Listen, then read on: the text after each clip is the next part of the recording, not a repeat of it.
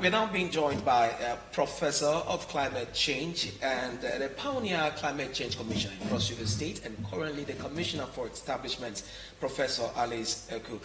Madam, so good to have you join us. Good morning. Good morning. It's good to be back here. Definitely, it's been a while. It's been a while. But before you join us, ma'am, we were here with Dr. Raphael Ofiong on climate change, and we had a focus on the Carbon Innovation Center, which is quite helpful at the moment here in Cross River State and Nigeria. But let's share your thoughts on the some months ago, less than 2 months, the world met at Glasgow, Scotland for their COP26. Let's take us back in retrospect. What could be the fallout of of that meeting that we had in Scotland?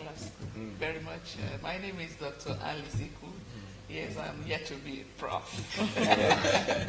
Before the Senate of the University will go to court. Okay. First of all, let me greet Crossivarians. Happy New Year. Very, very warm and happy New Year and prosperous New Year to everyone. I'm very happy that we're starting the year with a discourse on the climate, because this is what affects every one of us. Everyone, whether you're big or small, rich or poor, fair or dark,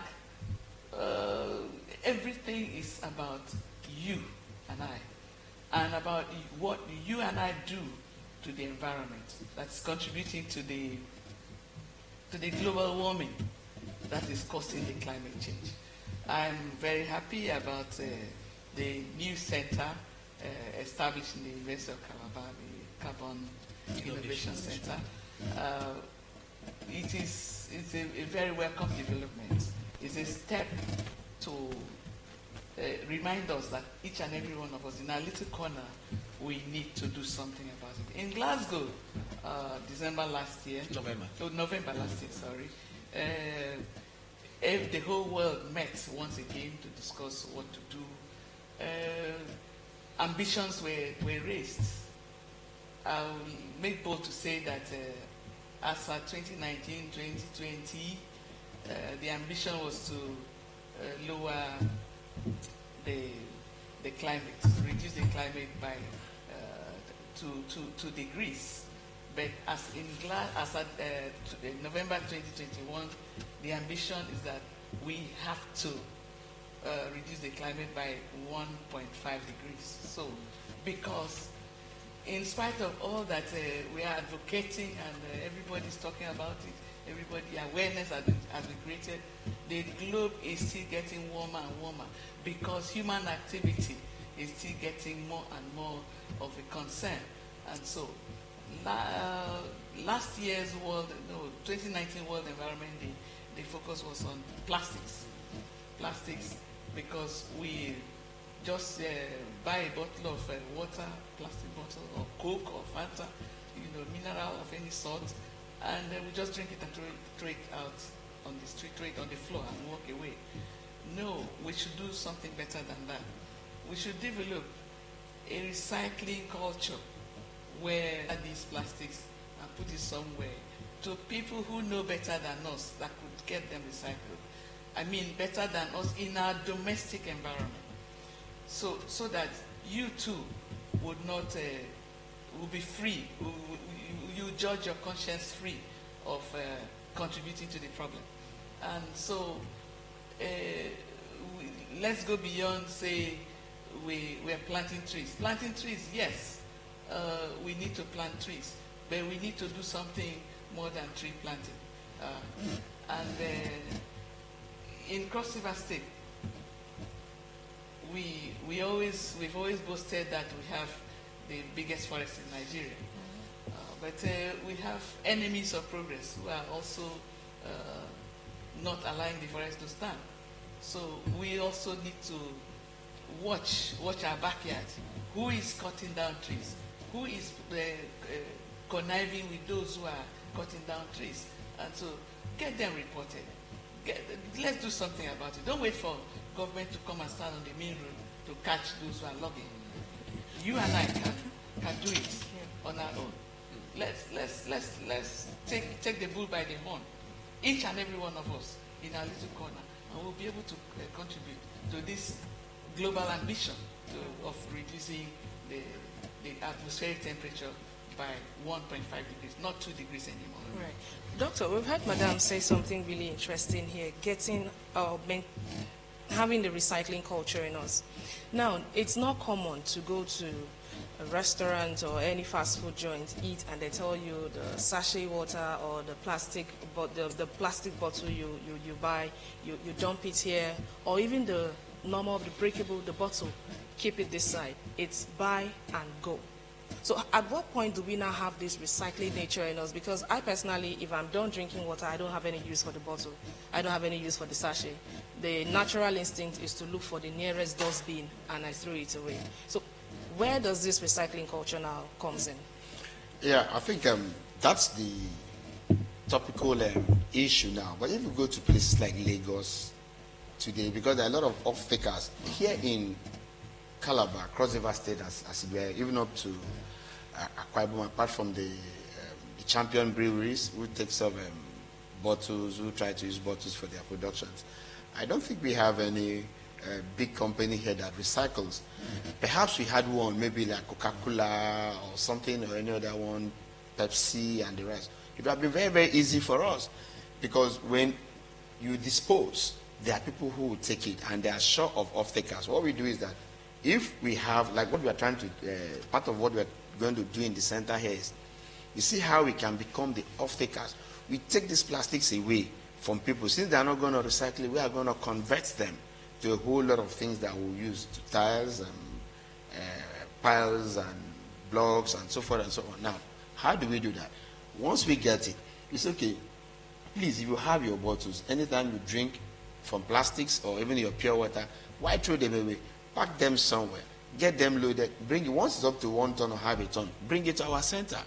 We take it off from you and then use it to do a whole lot of things we want to do with them. All we need to do is put it through the process, like what we saw in Lagos last month. We attended a conference in Lagos and we saw what they are doing there. And plastics in Lagos are becoming history because you have the big bottling companies who are using them. So these guys get them, shred them, and then send it back to the company who now recycle them and use them to, further pack or bag their products. But here, I think that with a lot of awareness, with a lot of trainings, we'll get there. But let me quickly point out what Madam said. Madam raised a very serious issue on the people who are deforesting. And you saw I smiled. I just smiled because she had been there as a commissioner, and the government today cannot tell us that they are not aware of those who are logging. They know, because who are the loggers? These are even government appointees. Are they our illustrious sons and daughters from our various communities? Let me give you an example. Today we are losing Afzelia. The Afzelia species, the common one we call them appa, the yellow appa and the white appa. That's what they use in making railway slippers. It can last for as long as 100 to 200 years. Yes, it's very, very expensive. I mean, just like this, it's very, very expensive in dollars. But yet, how much are people selling it? Go to Boki, appa is almost finished. Come to the Akamkpa axis, it's almost finished. She knows. Then you talk about Bobinga. Bobinga is yet another very, very important tree species. And then when you remove them, these are very tall and massive trees. Once you take them down, they go down with others. So the truth is, the community people need to be educated. In fact, we just have to go beyond the government today, because they will definitely beat the government. Poverty is an issue. A lot of people want to make money. So when they get these things, they still bribe their way through. Now, if CRBC want to carry out a kind of a covert operation, if not that, some of them have been stopped now, a covert operation, just go to Mbok Junction, mount your cameras quietly, and see what leaves us on a daily basis to the nearby Ebonyi. From there, Enugu, and from there they ship them away from Port Harcourt and the rest. It's painful, it's annoying. These are things I've seen. I have personally gone to certain Boki communities like Isobenega to talk to them, talk to the youths and the chiefs. We've been trying our best with other agencies, but the thing with this now, and we thank God that the Vice Chancellor is even from that axis, and I'm also from the Akamkpa axis, so we are all forest people. So we understand what it means. It's like you say, let it go beyond planting of trees. Let us even conserve the one we have. So I think when the people are properly educated, and then these poverty issues, look at what's happening with climate change. The emission is so high. People are not getting yield again, and also what do? They have to log to survive. So, but when we now start giving them alternative means of livelihood and what they can get into, they are the people that will check, because you cannot come into my house and steal freely. When at least, no matter how armed you are, I'll try to show some level of resistance. So once the people are involved, I think Madam will definitely achieve that, because government will not be able to totally achieve it, because the perpetrators are part and parcel of government. Okay, Madam Commissioner, just before we bring this session to a wrap, let's get your thoughts moving forward. First, the COP26 we had last year, and we now have a new center in Unicode that would really be beneficiary to Cross River State. Let's talk about moving forward, taking the lessons learned from the COP26 and this new center, the Carbon Innovation Center. Okay, thank you very much. Going forward, like Dr. Fion has highlighted quite a number of, touched on quite a number of ways we can really go about it.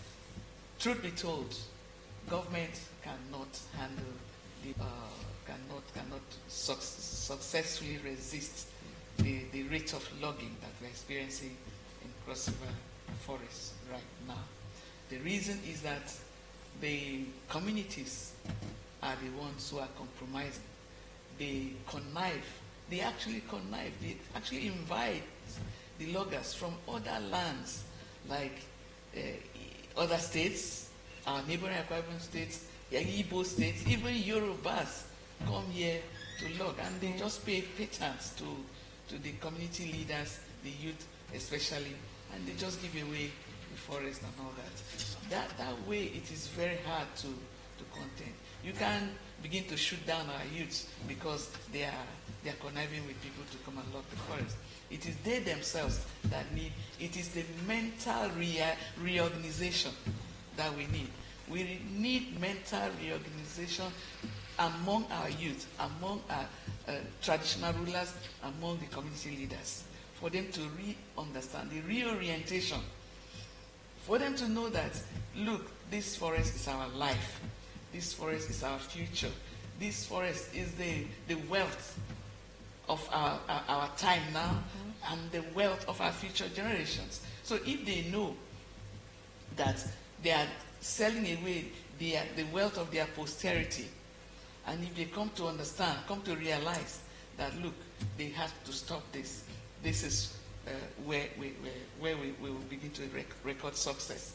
So our success story begins with the communities, the youth, the elders, the traditional rulers. Right. In fact, the mothers of the land. Yes, that's really true.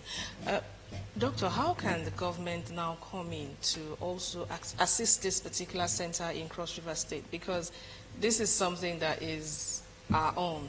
We also have a waste management agency in the state. We have waste disposal. KUDA is different from the waste management agency. We have these bodies available. What level of partnership are you looking forward to having with them? Yeah, that is a very critical aspect of the center. We've already started rolling out letters to all of these agencies. By the grace of God, before the end of tomorrow, they'll also have it so that we can familiarize ourselves. We need to work together. And I always thank God for our governor, who happens to be an environmentalist, which is a practicing environmentalist. And we need to come together, really, because if we don't come together to work, there wouldn't be any form of ideas and innovation sharing. You see, the Cross River State government were in COP26. They sent their reps to COP26. So what did they really come out, from? What did they really bring out from the COP26 that they went for? We need to see these things. Then the center itself, we were there in the pre-conference briefing, and most of the things that were taken from Nigeria to COP26 came from the Carbon Innovation Center. We made our ideas, we made our contributions. Look at our lost lands already, our damaged environment and all that. There are funds. As we speak today, the Vice Chancellor is already in Abuja trying to network to see how we can get across other agencies. So if we are working with larger, bigger MDAs across the country, and those are beyond the country, then how about our own here? So we are also intending to meet with His Excellency so that he can now bring the little he has to support us. No, we don't really have money in Cross River State. The Waste Management Agency, the KUDA, her former ministry, and then the Carbon Emission Footprint Center here, the Forestry Commission, and a whole lot. Look, let me tell us nothing but the truth. We no longer have forests anymore. If those of us who are forest and researchers, if we show you satellite images of what's going on, you'll be shocked, because you never even find plantations in the heart of the park. So we really need to do a lot of things. We really have a lot to do. So we'll partner with them. I'm going to send a letter to the Commissioner for Environment, Commissioner for Agri, Commissioner for Water Resources. In fact, all the MDAs are partners, because the Carbon Innovation Center that we are taking up with our first workshop very soon, which will invite you to be there, is to give a clear track. Yeah, we have our focus, but we need to have a clear roadmap from all stakeholders within the university and beyond. And then the health, it boils down to the health. She said something about us. The climate determines everything we do. The clothes we wear, the food we eat, the cars we drive, the house we live. Climate determines everything about us. So if you look at the elements of weather and climate, then you know that this is the mainstay of mankind. And let me end by saying that if we are not careful with the level of emission, because, madam, it's going to be difficult for us to have countries like Russia to buy in to this reduction in emission, China, India, Japan, and the rest. So this is where the real issue is. They are ready to pollute. Let them pollute, let us conserve. But they should pay more. If they can pay more, then we can also do more. But we should try to make sure that it works. Even Trump, former American president, said that climate change is a hoax. But now let me put this on record. If we are not careful, the next human extinction will take place consequent upon what? Climate change. Because if we don't have good oxygen to breathe, sorry, all of us are gone. We'll all be extinct. So that is it. The oxygen is what is keeping us. And it takes about 8 trees to generate oxygen for one person. So how many are we taking away? How many are we even replanting? And all of that. So I think the center will go a long way in partnership with the state government, which I know the governor will gladly open his arms to receive us, and then the commissioners and the rest, to see how we can come together and push things through and reduce poverty back home. Because if we take off poverty from the rural areas, definitely we are going to achieve it. Yeah. Definitely we are going to achieve it. And if I tell you that we don't have a clear picture of what we want to do, it's a lie. We have a clear picture. But I think our major problem had always been execution. We have so many things on ourselves, researches and all, but in Nigeria nobody believes in that. So I know quite well that with the center being an academic thing, coming from an academic institution, and with a vice chancellor like Professor Florence Bank-Ubi, who is bent on achieving and writing her name in gold, we are going to get across, and then with other agencies, to make sure that we stop all of these things and rather make Cross River the real green state as it were. Thank you so very much, Dr. Raphael Offiong, Associate Professor of Geography and Mental Science and Director, Carbon Innovation Center. Many thanks for your time on the show this morning. Thank you. And Dr. Alice Eku, also an Associate Professor of Climate Change, former Climate Change Commissioner and currently the Commissioner in charge of the Ministry of Establishment. Many thanks, Madam Commissioner, for your time on the show this morning. Thank you. Thank you. We really hope to have you more and more to talk and look extensively on this climate change issue. We hope we will not get to a time where human extinction will come. We hope so. We really hope so.